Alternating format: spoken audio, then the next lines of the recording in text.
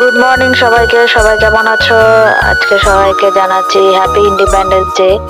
তো সকাল সকাল রেডি হয়ে চলে যাচ্ছি মেয়ের স্কুলে। ওর স্কুলে প্রোগ্রাম আছে আজকে, ও ডান্স করবে। তো এখানে স্যার প্র্যাকটিস করিয়ে নিচ্ছে একটু। তারপরে রাষ্ট্রীয় সঙ্গীত শুরু হয়ে গেল।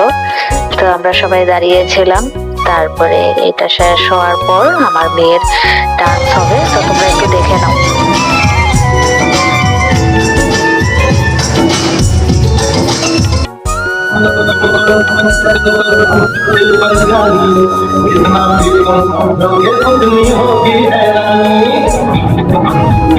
তো তোমাদের কেমন লেগেছে ডান্স ওর বলবে। তো আমরা চলে আসলাম ঘরে, তারপরে হাত থেকে নিয়ে আসলাম লুচি, খেয়ে নিলাম। তারপরে স্নান টান তো সকালে করে গিয়েছি, তারপরে ড্রেস ট্রেস ছেড়ে পুজো টুজো করে নিলাম।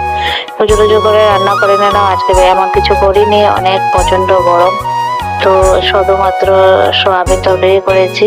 তো কার কার ভালো লাগে সোয়াবিন খেতে? আমার তো অনেক ফেভারেট।